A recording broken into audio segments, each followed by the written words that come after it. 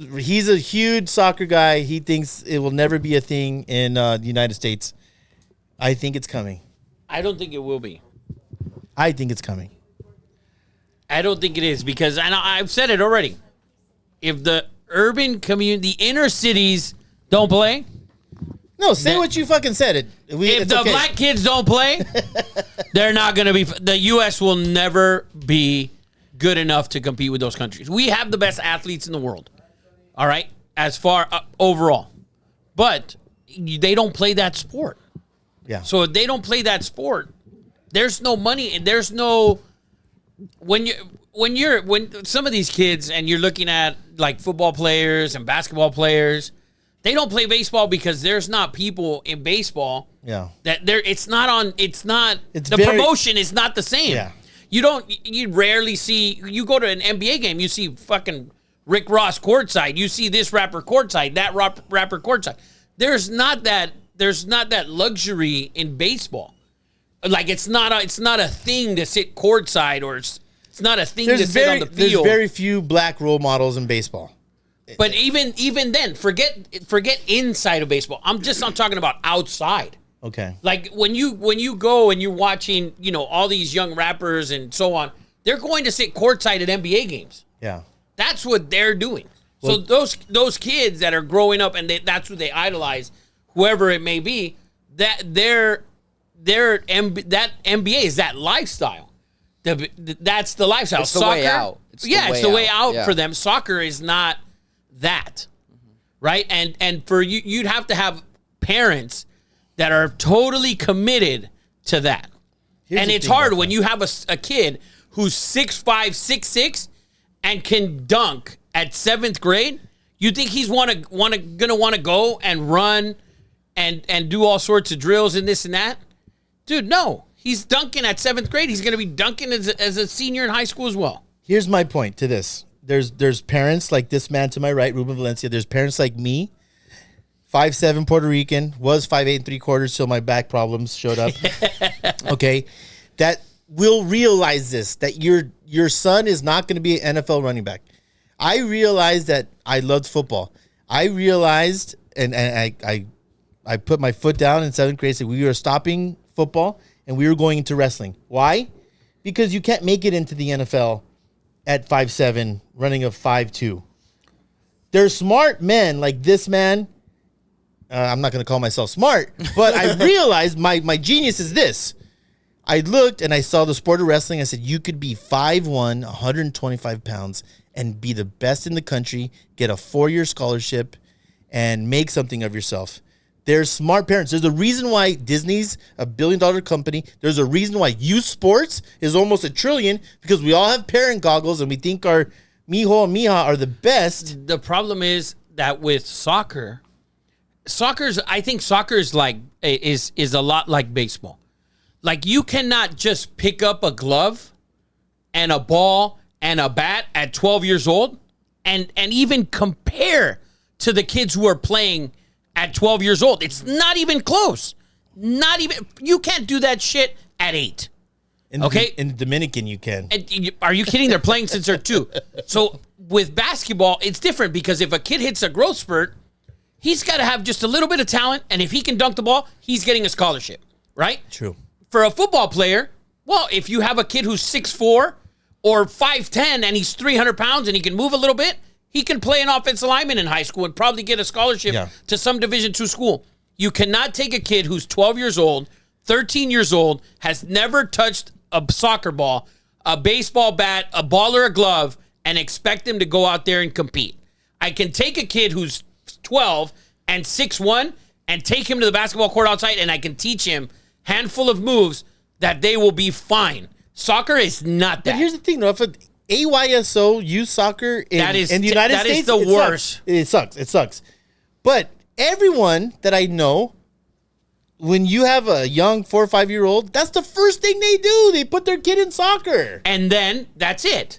It's over. And then it's over. That's it. It's done. Because now they're going to go and play something else. They're going to go and play. They want to go try. And that's my. And they're going to go and try something else. What is Messi? 5'9"?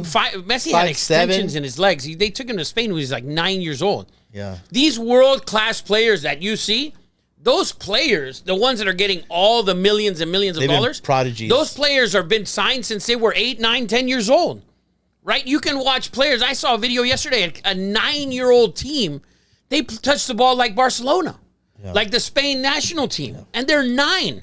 You think that all of a sudden, a kid from let's say from Panama City, who's now, he was 5'10", and now he hasn't grown anymore. You think you're just going to hand him a soccer ball and go play?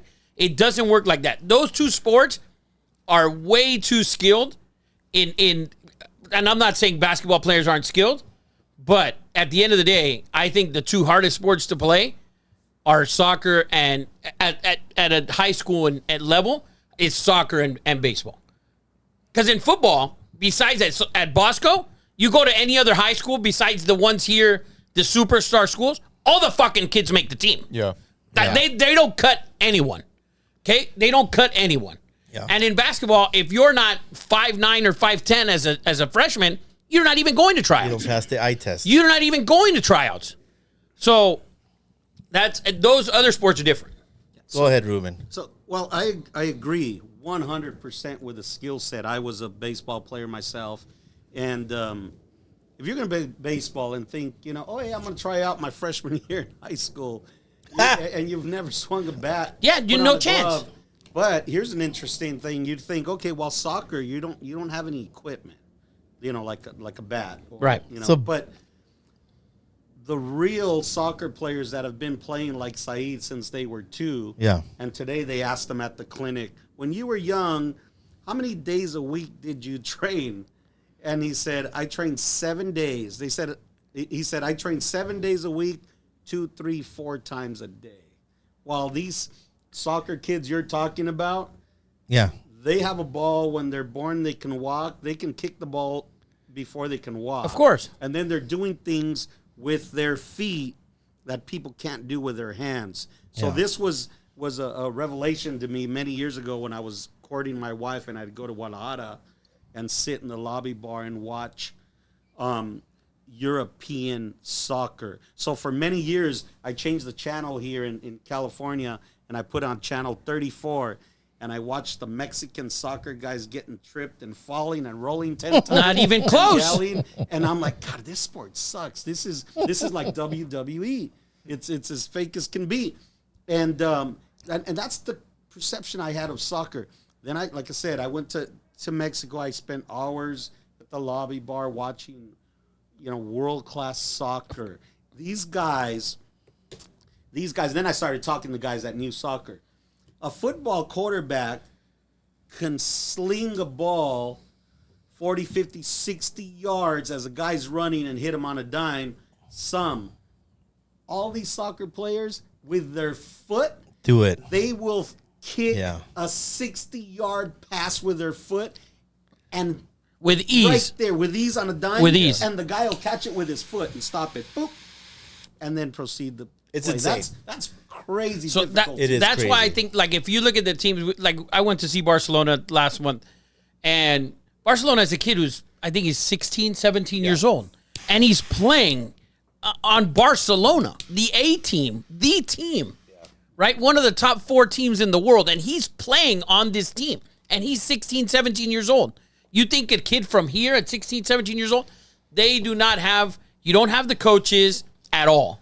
You don't have the camps. You don't have any of the academies. Yeah. You don't have them here. And as much money as you may have, none of those guys from over there are going to come here and coach unless they're bottom tier coaches. None of those guys. That's why the MLS, if you watch it, there's a man who has come here. He's at the tail end of his career, and he was terrible last year. And yes, he won the World Cup. But at the end of the day, he's dominating this league. And he's an old man. He couldn't do that in the French league. Yeah. He couldn't do that in their Champions League games. He struggled. And he brought 2 older dudes from Barcelona, and they're dominating all these teams here. This league will never get better. They don't have they can try and keep throwing money at it. None of those guys will come here because it's like going from the major leagues to going to play single A. You're not going to do it. It's like leaving the NFL to play in the XFL or the CFL. They're not doing it. It's not going to happen. Let's put a bow on this, and I'll give one last point. And this is why I said I think this might be a changing of the guard. You talk about soccer in 2023. Messi comes. Everyone's going to watch him. We should go get tickets if we can, by the way.